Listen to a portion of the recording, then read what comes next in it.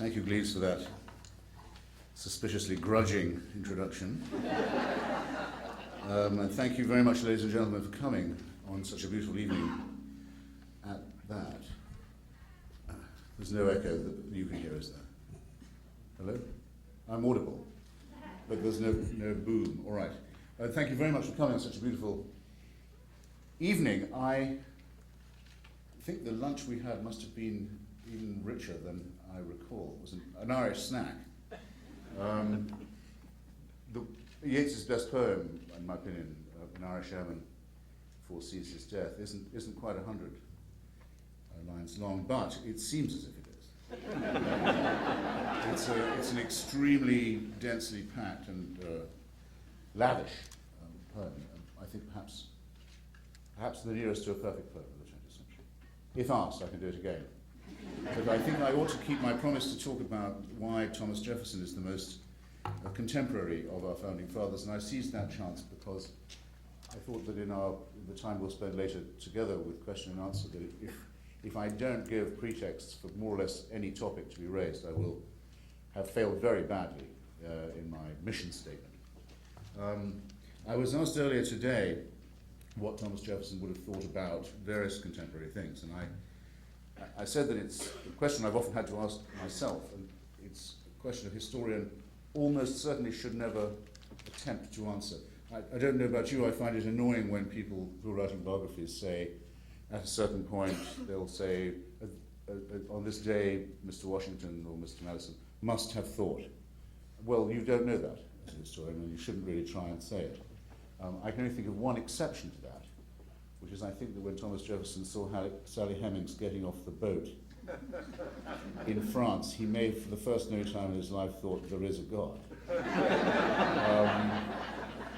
That is absolutely as far as I'd want to push it, and one must be extremely careful in asking what he might think about events today. If he could come back and be amongst us, I think he's the founding father who'd have the best chance of understanding how the United States had evolved into what it has, by far.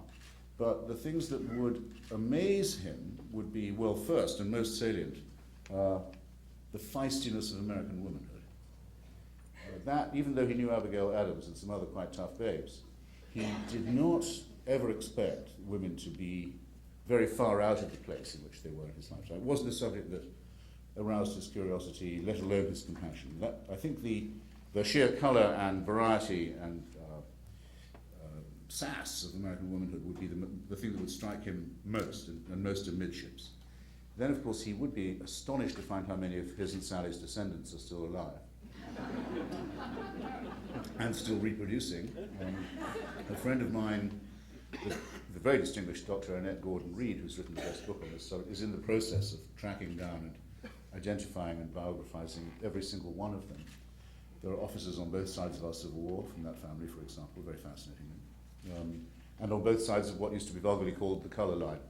Sally and her children all passed as white in the census of 1820. Some of them opted to remain African American later. Many, of course, of them have married again and contributed even more to the melting pot. It's actually a very extraordinarily touching story.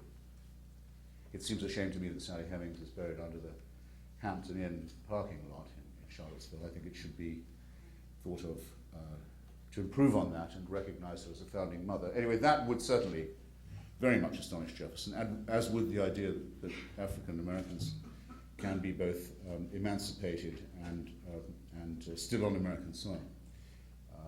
Continue to see very much doubted. And finally, and I say this with some gravity in Michigan, he would look you in the eye with great reproach at the fact that Canada remains unconquered. And I have to take the opportunity while I'm here to say that what has the youth of Michigan been doing all these years? Is there no pride? Is there no... Where is the gallantry? Where is the spirit of national self-sacrifice? I hope when I come back here, something will have been done about the Canadian question. I plant this seed now. It is actually pretty outrageous that Her Majesty the Queen is still recognized as the head of state anywhere on the North American continent. I came here to get away from all that, as did most of your ancestors, and I leave the thought with you.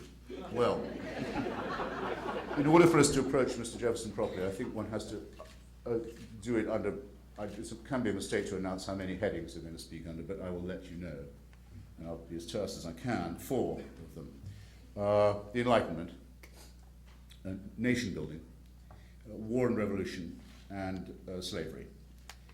And to start with the Enlightenment, I think one could say that if 18th century Philadelphia was not exactly 5th century Athens, it was nonetheless a very remarkable city at a very remarkable time and a magnet for all kinds of talent, not just intellectual and philosophical, but practical and medical, if you like, scientific. To it were drawn people from all over the world. My favorite example would be that of Joseph Priestley, who I think can really lay claim to having discovered oxygen, who, when his laboratory was destroyed, his profane instruments were destroyed by a mob of Church and King, the Tories, in Birmingham, for his Unitarian opinions, his heretical views, his support for the American and French revolutions. In other words, he was burned out in his laboratory, destroyed in his own country. He took ship and came to Philadelphia, where he was made extremely welcome and became a major contributor to the life of the city. Thomas Paine was wafted over to Philadelphia in the same way. The most unacknowledged of our founding fathers, subject of my next book, with a letter from Benjamin Franklin in his pocket recommending him to people, and very soon became part of the ferment of the bookshop and cafe and coffee house and ale house culture that was to lead to the incubation of the artisan form of the American Revolution and the wonderful pamphlets that led to it. Benjamin Franklin, of course, is the senior citizen of all this, and Thomas Jefferson and Benjamin Rush, a great physician, are others. The polymathic nature of Mr. Jefferson is what has to strike anyone who reads about it, let alone someone who tries to write about it. This is a guy who could have been, well, very nearly was, and in fact was for a time, a very excellent lawyer. He could have been the greatest lawyer of his day very easily. He could have been and was a very great architect. He was a very distinguished botanist, exchanged clippings and cuttings of plants and flowers from all over, and understood grafting and other matters which I must say I don't. Though he was good at viniculture, which I do have an interest, and though Virginia wines are still not yet quite up to snuff, they're a lot better than the Connecticut Chardonnay, I can assure you of that. You know there's a winery now in every single state of this union. I think that's something we should all be very proud of. That wasn't true. But he understood a great deal about how to transplant grapes and matters of this sort. He was able to advise Dr. Jenner, the man who discovered how to inoculate people against the great scourge of the day, smallpox, on how to transport this vaccine without it losing its potency by finding a means of keeping it cool for transport. He, of course, had to fight off people like Timothy Dwight of Yale, Dr. Dwight, still a celebrated divine for some reason, who said it was wrong to try the cowpox inoculation because it would be an interference with God's design. And I suppose if you believe in God's design, smallpox has to be an integral part of it. It's not designed by anybody else, which is a theme to which I must return in a second. When a matter of a treaty on the whaling industry needed to be resolved, Mr. Jefferson was involved in the negotiation of it. He wrote a treatise on whaling in order to be sure that he was fully informed on all points. I'm acutely aware that I've left out a couple of his other attainments. Well, I should mention one very salient one, paleontology. He lived in a pre-Darwinian time, and he and other early paleontologists like de Buffon in France spent a lot of time wondering about things that we don't have to wonder about.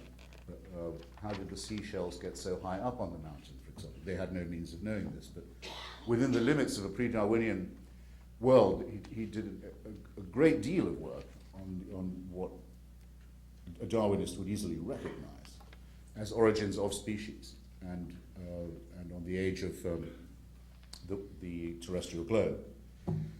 He was an excellent writer, I need hardly add. He designed one of the first copying machines, multiple pen machine, and of course would have been a marvelous librarian. The Library of Congress is still built, in a sense, to the model of indexing and reference that he designed for his own library in Monticello. A real Renaissance man, in other words, and a real man of the Enlightenment, by which I mean that what was being gradually apprehended by all of these medicine men, men of medicine, scientists, innovators, engineers, experimenters with electricity and lightning and so on, was that it was no longer possible to believe that we were simply at the mercy of the elements or of some capricious divine plan, that within our grasp it suddenly appeared to humans really for the very first time, was the possibility of improving our nature and our lot, not as a dream and not as something to be done by exhortation or self-penalization, but as an actual project, an Enlightenment project of spreading knowledge and information to raise the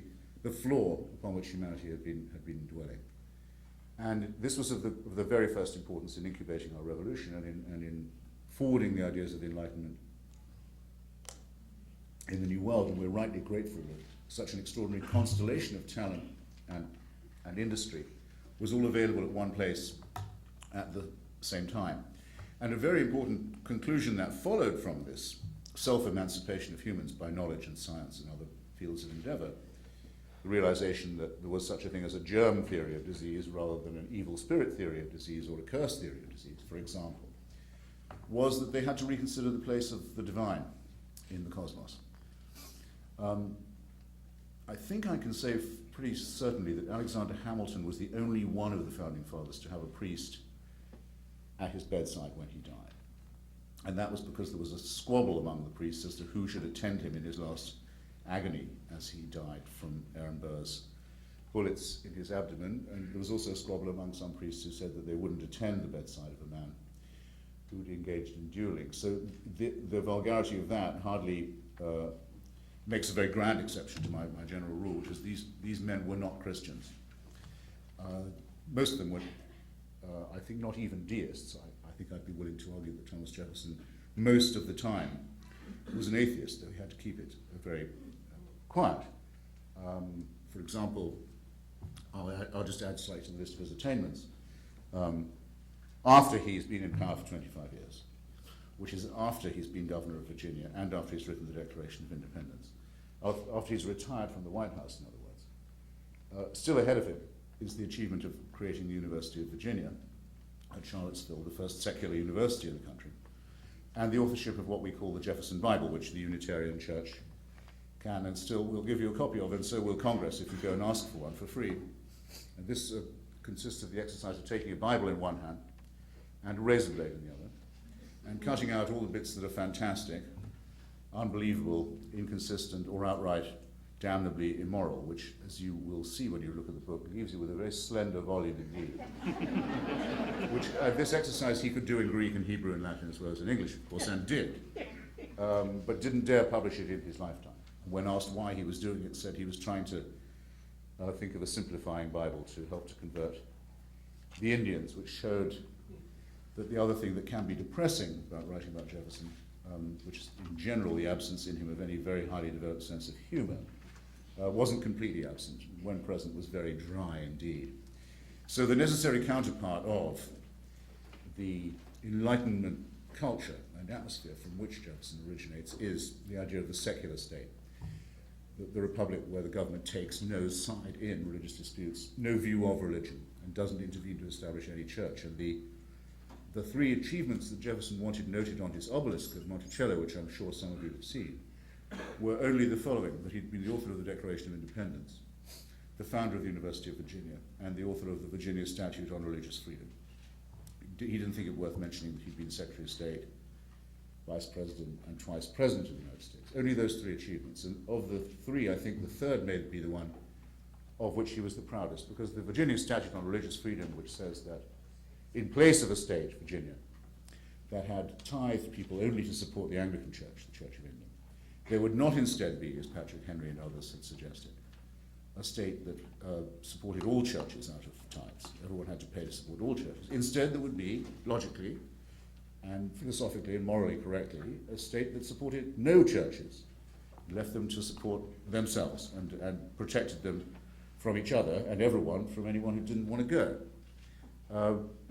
No other country in the world, in the history of the world, has ever adopted this as its constitutional practice. And it sometimes seems to me that Americans aren't grateful enough, or aware even enough of their good luck in living in a country where that is the case. And the battle for that statute on religious freedom, waged by Jefferson and Madison, is, I think, the summa of what was learned and derived from the Enlightenment of Philadelphia and the brilliant way in which they were able to seize that moment to write the Declaration and the founding documents, and make sure that we are heirs to this day of that Enlightenment moment. So that's under that heading, and I hope it might elicit a question or two, or a comment.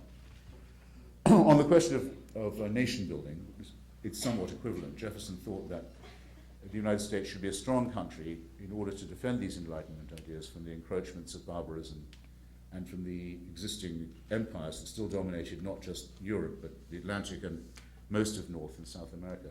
Remember, in his day, when he first became president, the United States was to North America roughly what Chile is on the other side of the continent of our southern cone neighbor. In other words, a long, thin, littoral country running north-south, clinging to the coastline just between the mountains and the sea. The United States could have ended up looking like that.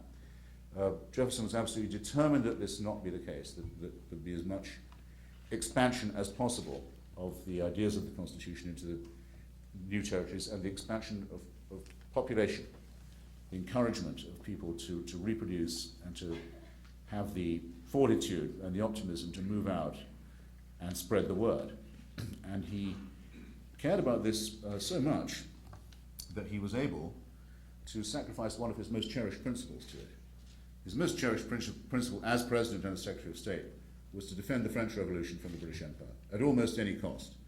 In fact, most of his great political mistakes were made from underestimating how badly the Jacobins had debauched the French Revolution. He wouldn't, in a way, agree to hear bad news from Paris in their ears, and was a fierce partisan of the French against the British in all matters, until an event which we don't pay enough homage to occurred.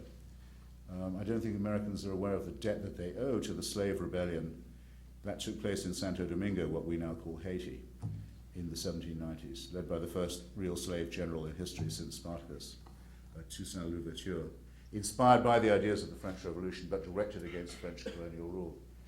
And the effort required to put down this slave rebellion, which is brilliantly described by C.L.R. James in his wonderful history called Black Jacobins, cost the French almost a whole army and a whole fleet, not just because of the extraordinary resistance of the slaves, but also because of the terrible climate and climatic and health conditions on the island, and forced them into a position where they had to consider selling what they had in North America to some party or other.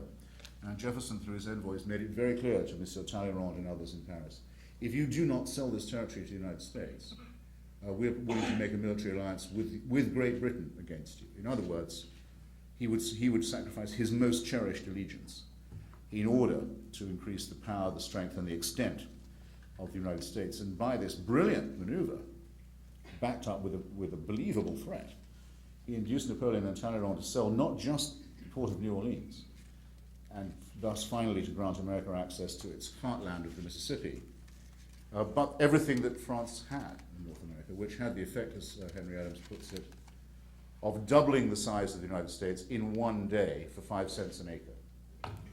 A fairly extraordinary achievement. And you all probably know the influence of the date, the 4th of July, in Jefferson's life. First, it's the Declaration of Independence. Second, it's the day on which both he and John Adams die in different parts of the country. But it's also, I found in my research, is a very significant day in another sense. On the 4th of July, the very 4th of July, when the Louisiana Purchase was announced in the official Gazette in Washington, Jefferson issued the orders to Lewis and Clark to leave town, go to Pittsburgh, and move out to the west. This had been very long prepared and was, in my opinion, properly classifiable as an Enlightenment expedition. Lewis and Clark had been sent to Philadelphia by Jefferson. They were there to be taught how to navigate by the stars, how to administer injections against smallpox to Indians, very important, as Jefferson had to everyone on his estate, incidentally, in Monticello, including all the slaves. How to master some elementary Indian languages. Jefferson had drawn up a taxonomy of the existing Indian tongues. In print, we've lost it. It was all swept away in a flood. We'll never get it back again. It's a terrible thing to know, but Jefferson came as near as could be to codifying and understanding and writing down Indian languages. They were taught that. They were taught how to conduct very simple medical operations. Benjamin Rush, a great physician, trained them in medicine too. They were to set off to collect samples of fossils and bones and plants, and trees, and animals, for the greater enlightenment of the East Coast and the greater expansion of the United States. The word for doing this when Napoleon went to Egypt and the British went to India was Orientalism. I would say Jefferson deserves to be credited with Occidentalism. He wanted not to conquer the West, but to explore it, to assimilate it, to share our knowledge with it and to acquire its knowledge for ourselves. And he told them as they set off, when you encounter the leaders of the Indian peoples, as you will, you are to, as I've always told you, treat them with great courtesy and great respect. But you may also tell them, as of today, because this was the day the purchase had been announced of Louisiana, that they already live in the United States. And they may not know it, but they do. And that the reign of French and Spanish and British empires on this continent is over forever and is never coming back. And armed with that, the greatest expedition of enlightenment ever mounted set off on the 4th of July. I think it's a nice coincidence. I don't believe there's a special providence for the United States, but sometimes I'm tempted to think about it. So that's quite an achievement for a president. In other words, by the end of his presidency, the country, he's not president of the same state or the same country. He's president of a vastly larger empire and a very rapidly expanding dominion. And it's evident by then because he's talked to people who are thinking about Alaska and the Northwest Passage and California. It's evident by the time he's over that yes, we will find the West Coast, and we will have a continental-sized republic, and it will only be a matter of time before Quebec and Ontario see reason and want to join in. And if they don't, they'll be cursed. Well, this is very important in my third subject heading, which is that of war and revolution. I've more or less dealt with the revolutionary side of it. I mean that Jefferson's concept of war was a revolutionary one. He was the first president ever to send American forces overseas, and he'd been planning to do it for a very long time, because the state of affairs was as follows. It's been calculated by the best, most recent historians that between the years roughly, say, 1750 to 1815, perhaps 1.5 million Americans and Europeans were kidnapped and sold into slavery by what we then called the Barbary powers of North Africa. That's to say, the North African states of the Ottoman Empire, which would be now Morocco, Algeria, Libya, and Tunisia, known as the Barbary states, partly because of the large Berber population in that part of North Africa. Partly because Barbary is a good propaganda word, it sounds like barbarian. And the method by which this slavery was imposed was that of piracy. American and European commerce going through the Straits of Gibraltar, the Pillars of Hercules, the approaches, in other words, of the Atlantic to the Mediterranean and the Mediterranean to the Atlantic, controlled at this narrow point by these Muslim navies, which could impose their will, take the cargo, sell the captives into slavery, or sometimes, unlike the unfortunates from Africa who were sent over on the Middle Passage, sometimes also to offer to redeem them from slavery in return for cash payments, or to avoid enslaving them altogether in return for bribes up front. Most European powers would pay this tribute, and did. And after the protection of the British flag was withdrawn from American shipping, there's good evidence that the British rather encouraged, when they paid over their bribes, the Barbary states to particularly attack American shipping, make a special target of it. This meant that the very infancy of the United States, the possibility of free trade in the New World, or with the Old World, was vitiated. It was an intolerable state of affairs. Most presidents, including Adams, had decided to make their peace with it, but Jefferson not. He went to see the ambassador. I'll just quote something here for a moment, if I can interrupt myself. As early as 1786, when he was stationed in Paris, he went to see the Barbary ambassador in London, in Grosvenor Square, and demanded to know of him by what right he made war on American vessels and enslaved American citizens. After all, the United States had not taken part in the Crusades. The United States had not taken part in the Reconquista, the driving of Islam out of Spain and Andalusia. The United States had no quarrel with the Muslim world, as many of the European countries had. This was the reply the ambassador gave, and I'm quoting from the report Jefferson sent to Congress and to John Jay in March 1786. The ambassador answered us, that's him and Adams, the ambassador answered us that their right to this in slavery enslavement, was founded on the laws of the Prophet, that it was written in their Quran, that all nations who should not have answered their authority were sinners, that it was their right and their duty to make war upon them wherever they could be found, and to make slaves of all they could take as prisoners. I don't think that anything could have struck Jefferson as more hateful than the combination of hereditary monarchs dominating as caliphates and sultan, the northern African countries, and professing a religion that allowed for the enslavement of Americans. It was really, for him, an almost perfectly defined enemy. And as soon as he was elected president, he dispatched the United States fleet and the United States Marines to bombard Tripoli and the other capital cities of North Africa until this practice was ended. And it was actually an extremely successful expedition. Within a very short time, not only had the forts and vessels of the Barbary pirate states been reduced, especially in a very famous encounter that somebody would have read about with Stephen Decatur's a great battle in the harbour. But the more important, perhaps in some ways, the British fleet and the French fleet and the Spanish fleet in the Mediterranean and the Atlantic suddenly noticed there was a new power on the other side of the world, and that it was a naval power, and that it had a very efficient and deadly Marine Corps, and that it wouldn't be pushed around, in fact could not be. And this was a lesson that they had not hitherto had any cause to assimilate.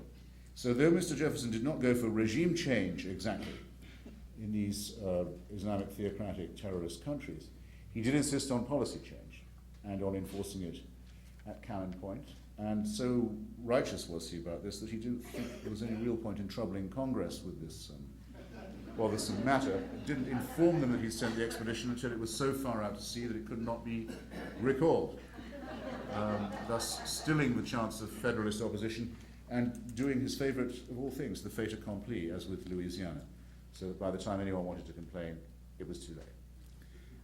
I think that's a possibly a very ambivalent lesson, but it showed that for Jefferson, as for Thomas Paine and many others, there was an absolute, concrete alliance in their minds between the ideas of liberty, the Enlightenment, the secular constitution, and the spreading of these around the world, if necessary, by force. There is no doubt in my mind that these men thought the American Revolution was very definitely for export, and that they would support anyone who was willing to stand by those ideas in South America, in Europe, or elsewhere.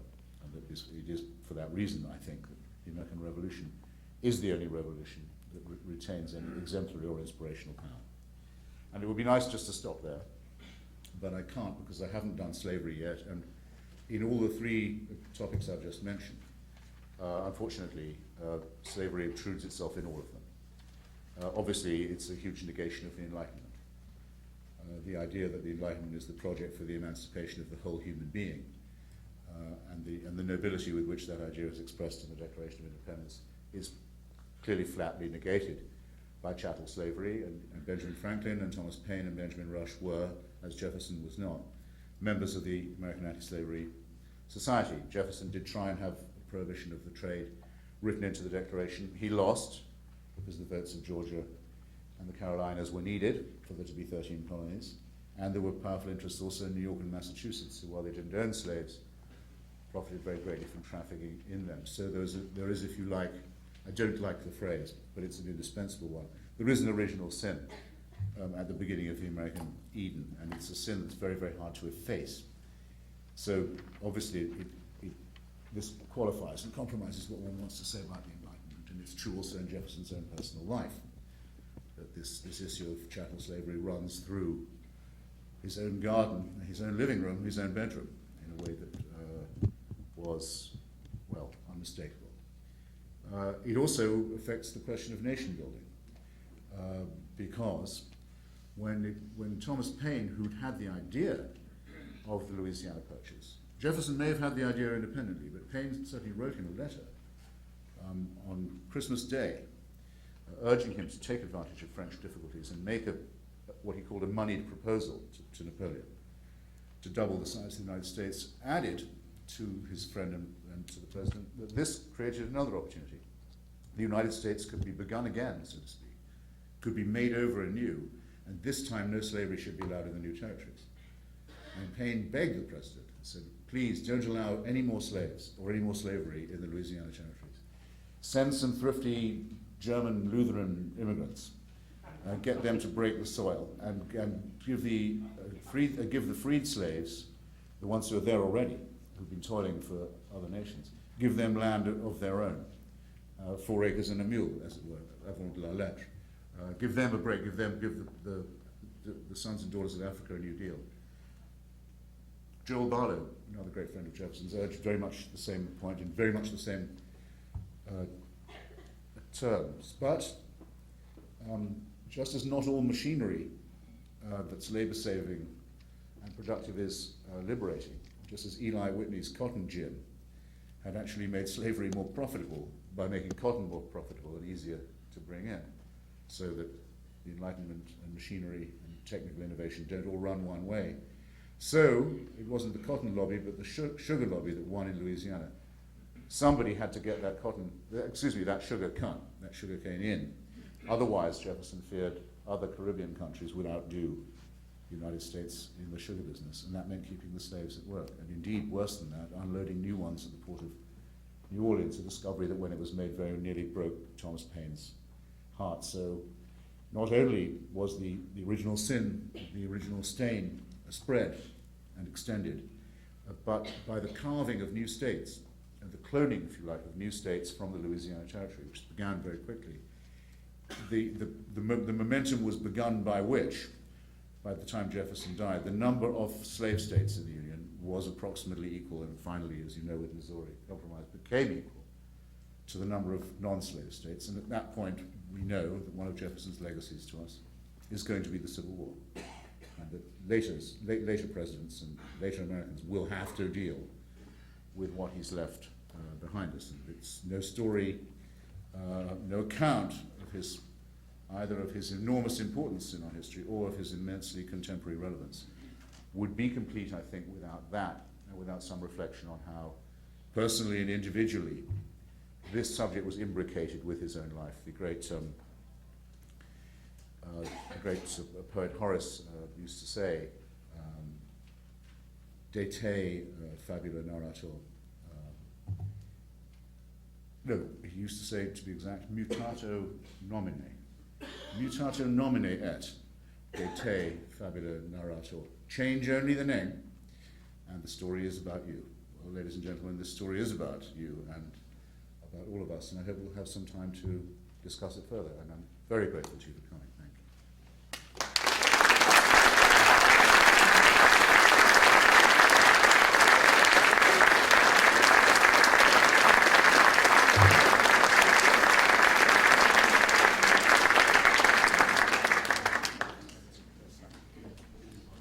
Oh, you want to write them down?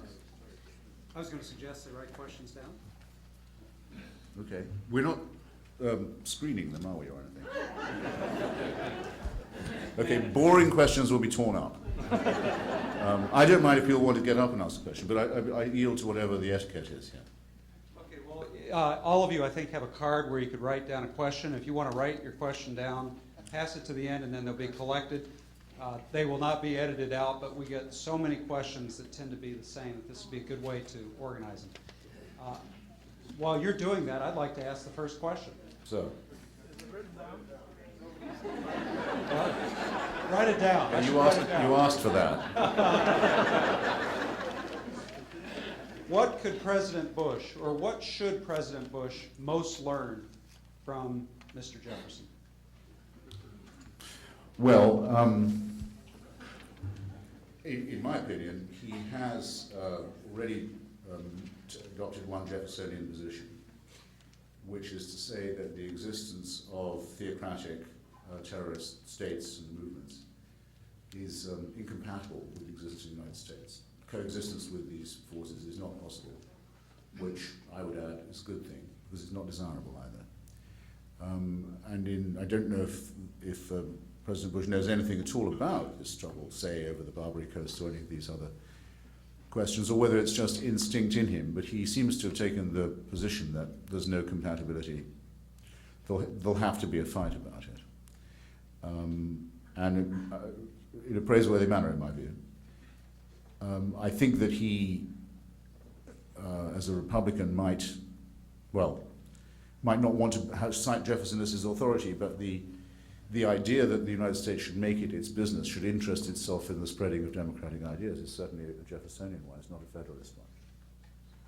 And to that extent, probably rather unwelcome to the president. Well, I mean, I think we can say for sure it's unwelcome, because when he ran against Vice President Gore, Mr. Bush and Mr. Cheney, as you remember, ran as isolationists who were opposed to nation building, opposed to the dispatch of American troops on humanitarian missions, in favor of the lifting of sanctions on Iraq and on Libya and so forth. So that their conversion while in office to a form of American, I don't know quite what the word is, idealistic, some people call it Wilsonian. Jefferso-Wilsonian interventionism is a remarkable thing to have seen. And the fact that it is rather made up as it goes along and has come to its practitioners as a surprise and isn't exactly what they had in mind in the first place can be seen from the extreme incompetence with which the policy has been implemented. Well, at least that takes care of one argument, which is that they'd been conspiring to do this all along. I can promise you that's not true.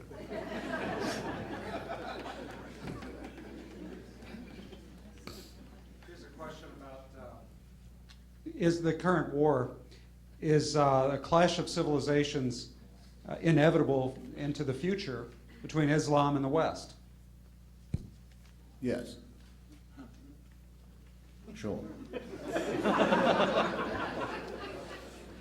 Yeah. There's no. Let me put it like this.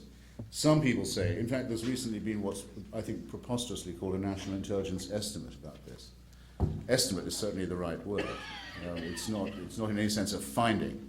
It's a piece of subjective impression mongering, but anyway, the finding or the whatever the word I'm looking for, the estimate is that a great number of Muslims are annoyed by our policy, and that thus, and violently so, and thus we are, to a certain extent, a word I also distrust, less safe. Quite how safety is measured in this, or by what means it's estimated, is quite beyond me. I mean, it seems to me, if one asks a question like, does going to war make one more safe? One asks a question that is flat out incoherent, and will elicit, if asked, stupid answers, which is what we have been getting from our intelligence community, in any case, for the last 2 or 3 decades.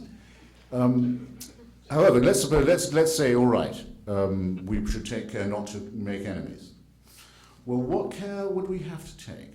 Let me give you the instance of Denmark. Small northern European democracy, multicultural, open-hearted, large immigrant population, no history of imperialism in the Middle East, spends most of its diplomatic efforts and money in the region on helping the Palestinians, has its embassies burned, its diplomatic immunity violated, in countries, by the way, in the capital cities of dictatorships that normally don't allow demonstrations of any kind. Danish embassies are put to the torch. Random Danes and other Scandinavians who might look Danish are hunted down in the streets and killed. Danish diplomats are violated. A conscious, very well-organized attempt, supported by several leading Arab governments, is made by sanctions and boycotts to destroy the quite vulnerable Danish economy, and so on. And what is the ground of grievance here? That the Prime Minister of Denmark will not break Danish law by intervening to stop the publication of cartoons in an evening paper in Copenhagen. Now, that's all it takes to make enemies, you understand. And it seems to me that people who say let's not make enemies under these conditions are being flat out masochistic. Sure, we can avoid their ire, just as long as we're willing to destroy everything that makes our society different from theirs. Well, I'm not ready to do that. I'd rather fight it out, if it takes all my life. Okay?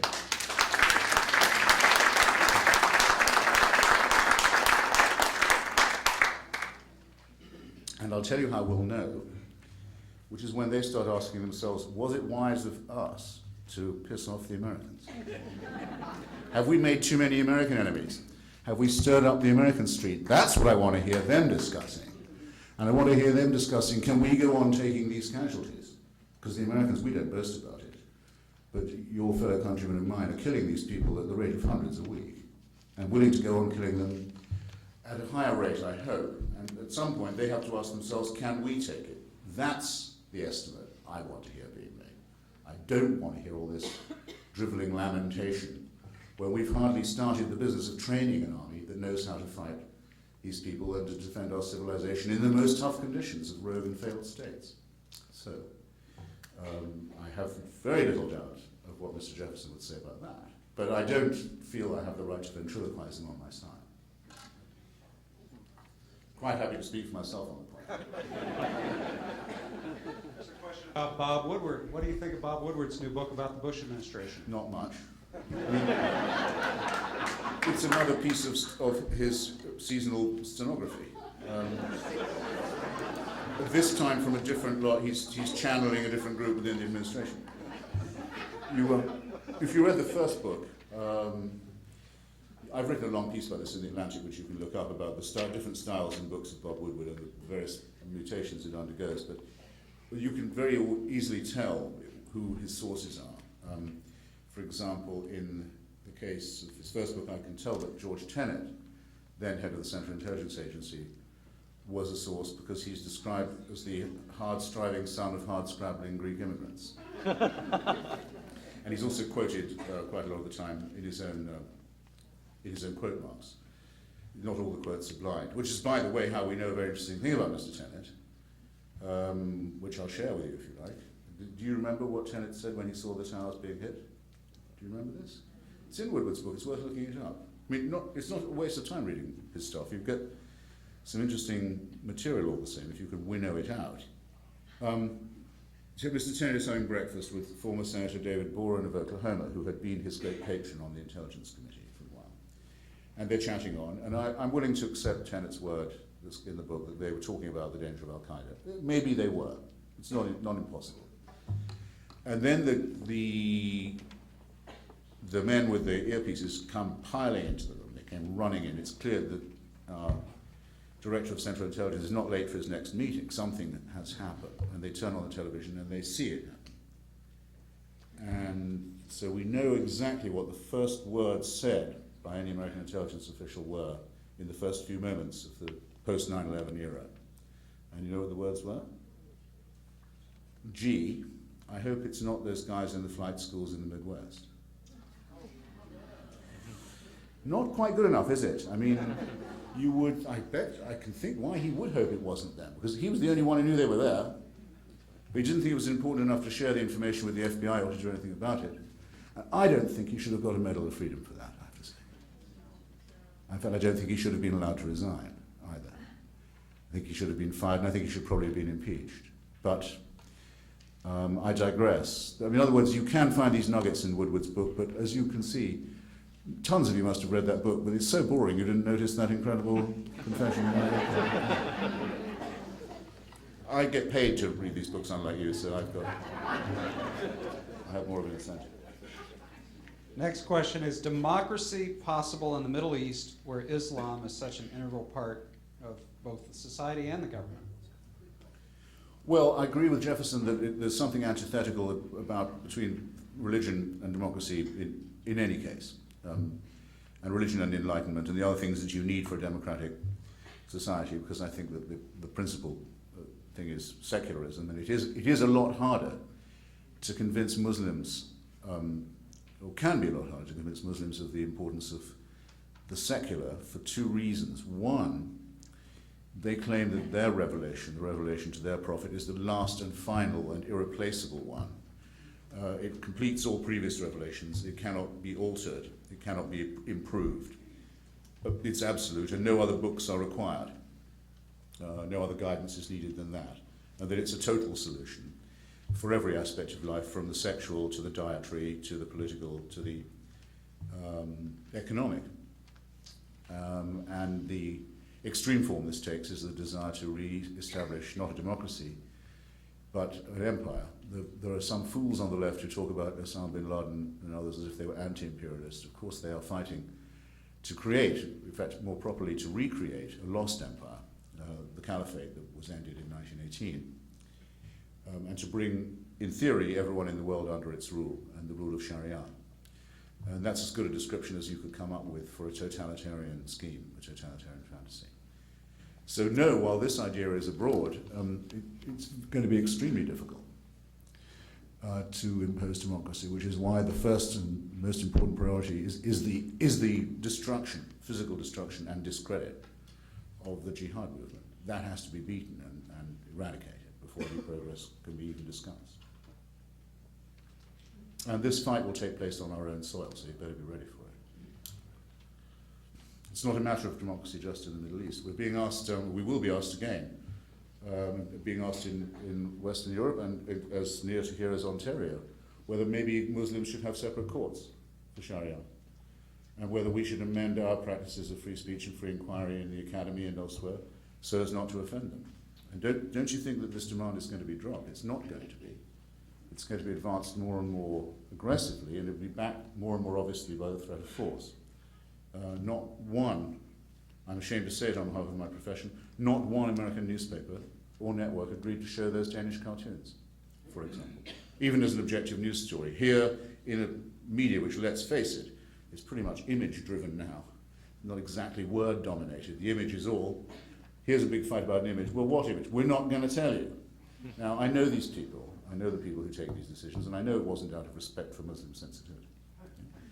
It was out of sheer fear. In the United States, publishers of CNN, Washington Post, people I talked to, openly saying they were afraid to do their jobs, and plausibly so, and crying before they were heard. So don't think it hasn't started.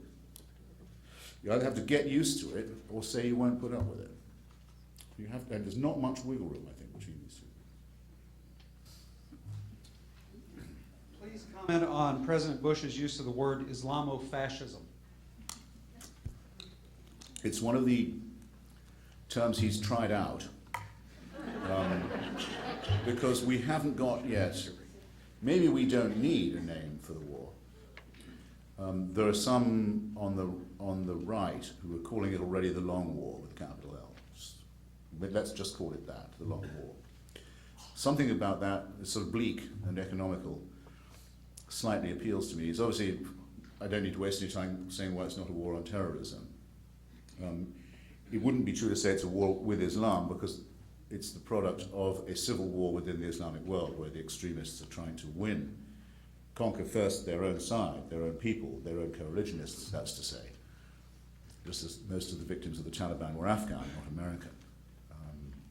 And most of the victims of jihadism in Iraq are Iraqi, not American. They hope to reduce their own population to slavery, and they hope to do it partly by impressing them with their willingness and ability to fight with us. So to encompass all that in a word is very, very difficult. I wrote on, I'm sometimes blamed for this currency, the currency of this coinage. I wrote immediately after September the 11th that I thought what had happened in New York was fascism with an Islamic face. Again, you can't say that every time. So some people have collapsed it into Islamofascism and said that I invented it, which I didn't. But I would justify it as a resistance to the totalitarian in the way that I just described, the caliphate and the Sharia law and the imposition of laws on every aspect of human behavior and conduct as implicitly totalitarian. And aggressive, because it mandates war against unbelievers. So it's a society organized for war. It doesn't say we just want to do this to Muslims. It says we want to spread and conquer. It is, to say that it was infected with the most toxic forms of anti-Jewish paranoia would be the least one could say about it. These people have absolutely in common with National Socialists and Fascists. They believe in a secret, all-powerful Jewish world government headquartered in the United States.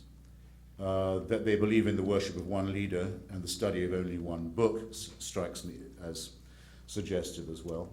The alliance that it allows between the extremely rich and the extremely poor and downtrodden is an exact replica of the exploitation of unemployment and misery and ignorance by the powerful cartels and generals and aristocrats in Germany and Russia and, Germany and Austria and Italy.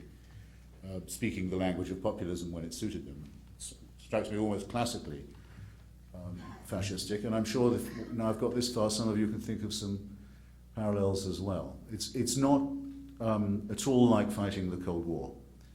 You're not up against an enemy that understands self-interest and self-preservation. Indeed, the most frightening and I think the most reassuring thing about it is that, like fascism, it's extremely irrational. It has a cult of death, for example. It's not by accident that suicide is its most consecrated act, its most exalted act. It is highly superstitious and irrational, and it makes insane decisions. I don't think that any one of bin Laden's acolytes can now really wish that they had attacked the World Trade Center. They didn't know that within a very short time they would lose the two governments in the region that most favored them, that so many of their militants would be dead or in prison or on the run. They expected the United States to buckle very easily. It's why it's very important. I think it's the duty of every citizen to make sure that the rumor that the United States has no stomach for a fight and is run by mere hedonists who care only for their recreations and their most recent headlines and has no will to resist. That it's very, very important that everyone think of their own way of disproving that proposition. Is the United States an empire? And if so, what kind of empire is it? I've always argued that yes, it is an empire, and both in the positive and in the negative sense of that term. Empire of liberty was what Jefferson wanted to call the United States. It was one of his terms for it.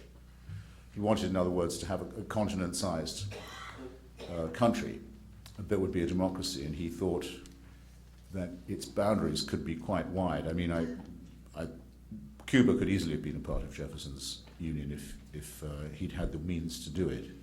Sometimes wonder if it wouldn't have been better than having Cuba as a semi-colony, which was the solution actually adopted. That Cuba got batted around between different empires and had no real autonomy or independence of its own, could always be invaded or have a puppet government installed against which it rebelled, and making the full step of transforming that into a Stalinist state. I mean, really, I can't think how Cuba could be any worse off if it had been American to begin with, but American imperialism of the other kind that just says, well, we'll treat Cuba as a semi-colony as part of our backyard, has been a complete disaster. So in either declension of the term, empire is involved, yes. It means that you feel you have a right and sometimes a duty to interest yourselves in the societies and the economies of others. You have to be quite an arrogant son of a bitch to think that, but I mean, where would America be without arrogant sons of bitches? How can America improve its image in Middle Eastern countries? Shouldn't be bothered about that. It should worry. We should be asking ourselves what they should be asking themselves what we think of them. That's what I mean to say. I'm as fed up with this sickly masochism. Be more British about it, in other words.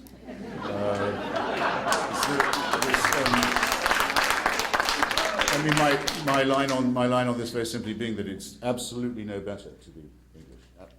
Absolutely no better, but really absolutely no worse. Okay.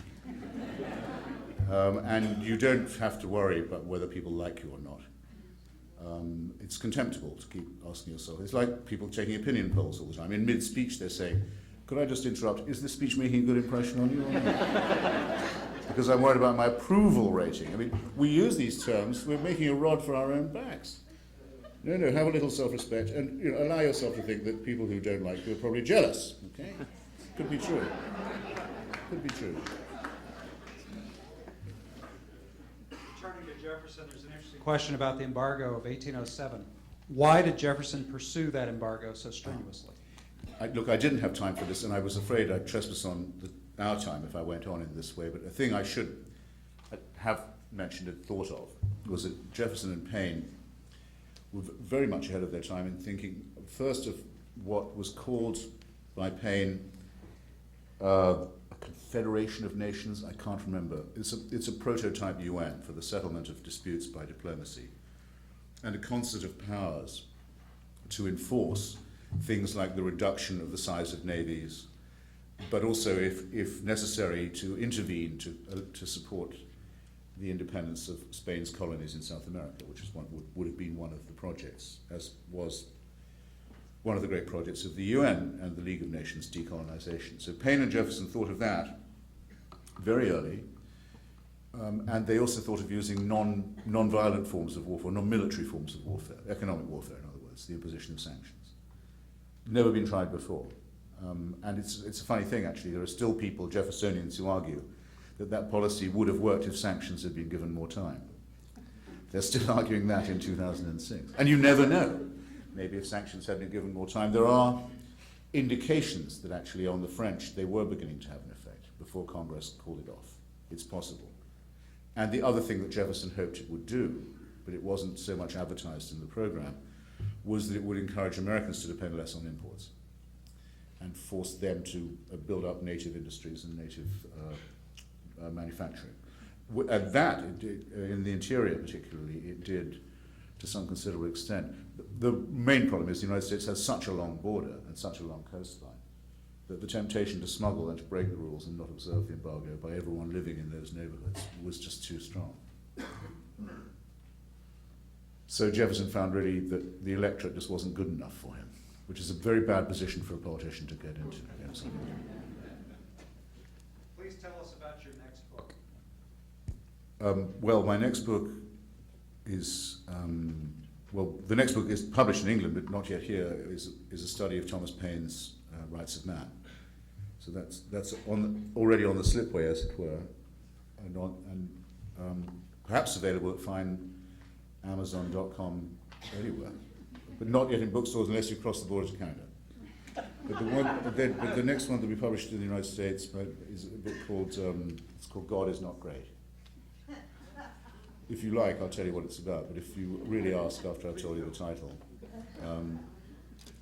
I'd be sad because I'm hoping the title will do the work, saying what the book is about. So it's called God Is Not Great. It's a general plea for anti-theism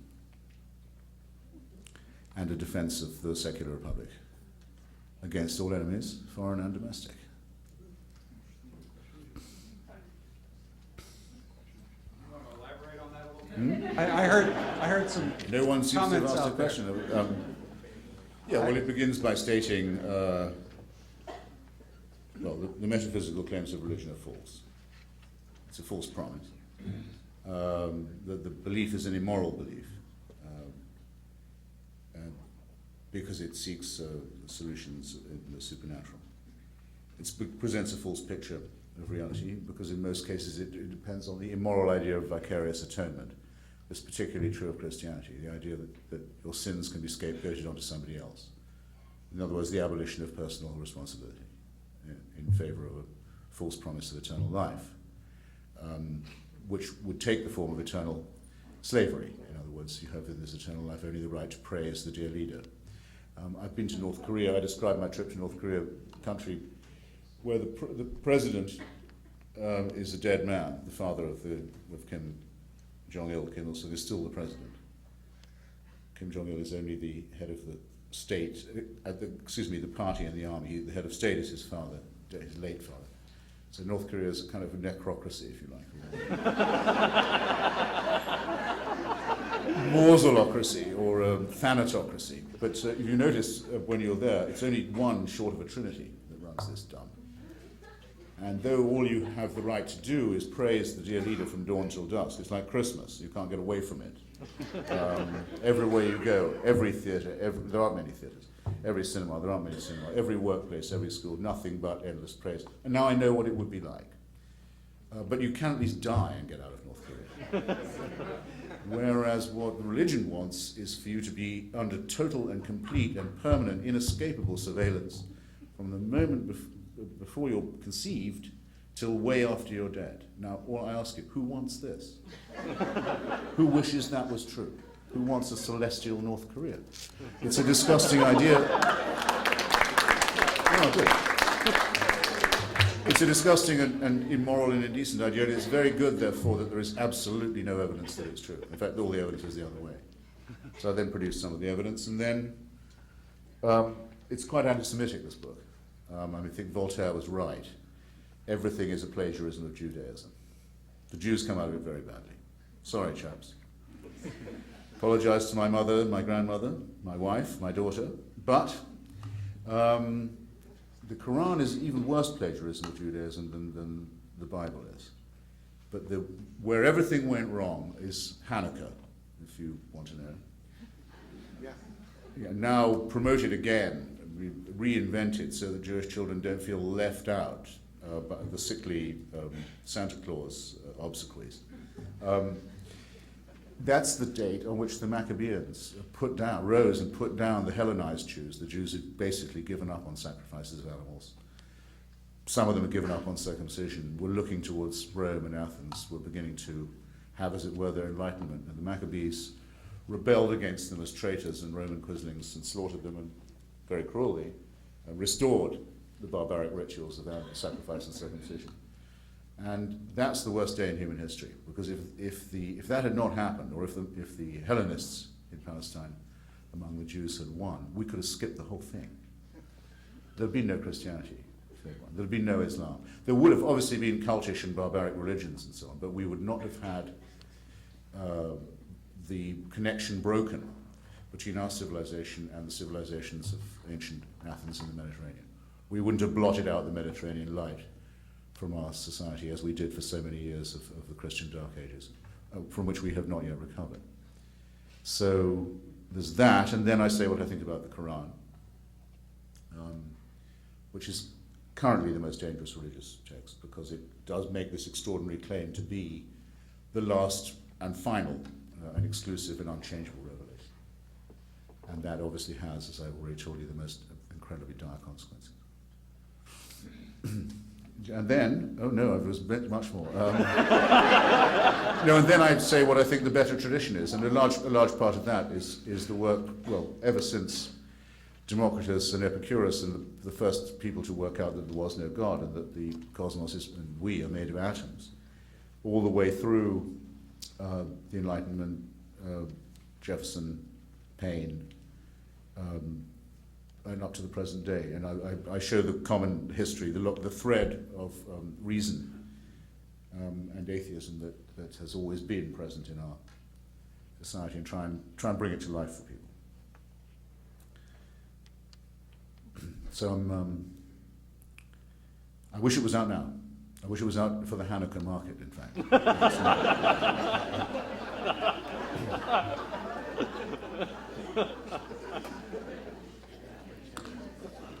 Speaking of markets and political markets, who would you like to see run for president in 2008? I would like it to be between John Edwards and Rudy Giuliani. That's what I would like to see. I think Mr. Edwards, who I know slightly, and his wonderful wife are good people who are in politics for good reasons. That's very important. The only thing I've really learned from studying politics for 25 years in Washington is that the only thing that matters is character. I used not to think that, because like you probably, I used to nod, as perhaps some of you have, when you hear someone saying, well, let's discuss issues, not personalities. Sounds good, doesn't it? Sounds right, almost. Complete rubbish. Someone can say, here, I've got a healthcare plan, this is my issue. You can vote for them on that basis, but he doesn't have a healthcare plan, right? He'd said that, so you'd vote for him, right? What you didn't notice was what he couldn't change, which is he was a howling shit. Psychopathic liar, and which, now that's an issue. Don't tell me it's not an issue. If you elect a dolt or a crook, it is an issue. Whereas the other stuff, they can change, believe you me. So keep an eye on the character question. It's the only thing a voter can make a really informed decision about. And it's the one thing they can't change about themselves. They're stuck with that, try as they may. And most people can get, I think, a fair reading of a person, though I sometimes wonder about this, because to me, looking at, say, the face of Richard Nixon, it's as obvious as the reason why a child does not reach out to stroke a wasp. You don't have to teach your children, don't be petting the wasp. They know not to pet it. But I know people who voted twice for Richard Nixon and twice for Bill Clinton, where if you can't see written on someone's face what's coming, then I don't know. I can't help beyond that. But Edwards is a good guy, he's in politics for good reasons. He listens to his wife, who's very smart, and very principled. And Giuliani is mean and rough, and I think we may need someone mean and rough at the helm, since I do quite genuinely believe that the Defense Department's name should be changed back to the Department of War. In fact, we should have done that already, and a few other things too, just to make it plain that there's no going back on this and there's no compromise available. So it probably would be good to have someone with a bit of bile in them, because it's actually quite difficult to fight a war if you don't in some sense relish the idea of it.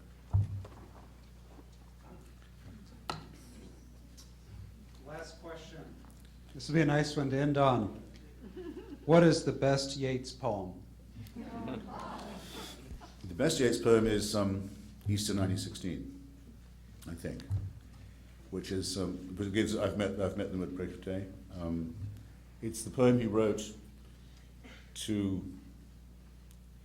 try and summarize the extraordinary passion of the moment of the proclamation of the Irish Republic at the post office on O'Connell Street in the middle of Dublin on Easter 1916, to run up the flag and say to the whole British Empire, we're leaving, and there's nothing you can do about it.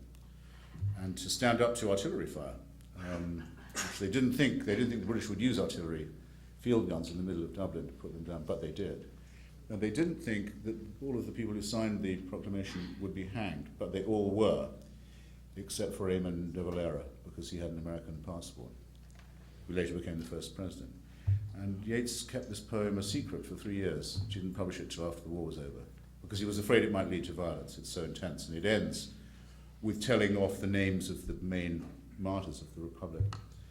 And it ends, I write it out in a verse, MacDonagh and McBride and Connolly and Pearce, now and in time to be, wherever green is worn, all changed utterly, a terrible beauty is born, which is the refrain. And it's very, very hard to recite without going slightly husky. And it's a work of genius, as well as of tremendous, I was about to say political power. Yes, it is political. Historical power. But the flawless poem is another wartime poem called An Irish Airman Foresees His Death, which I'm sure some of you know, which goes like this. You have to picture an Irishman on the Western Front in this old biplane. And it goes, I know that I shall meet my fate somewhere among the clouds above. Those whom I fight, I do not hate. Those whom I guard, I do not love. My country is Kiltartan Cross.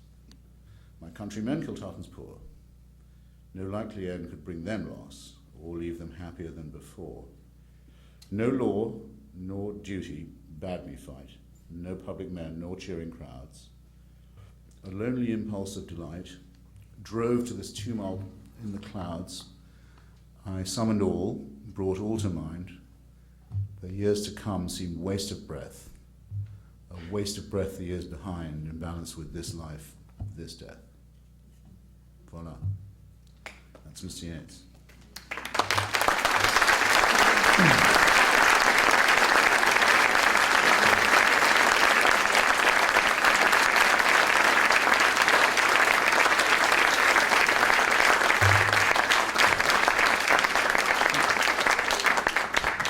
Thank you, Christopher Hitchens.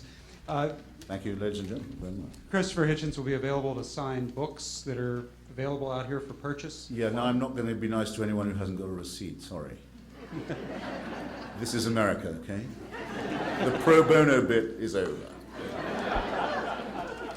So, see you out there. Thank you very much. Have a safe drive home.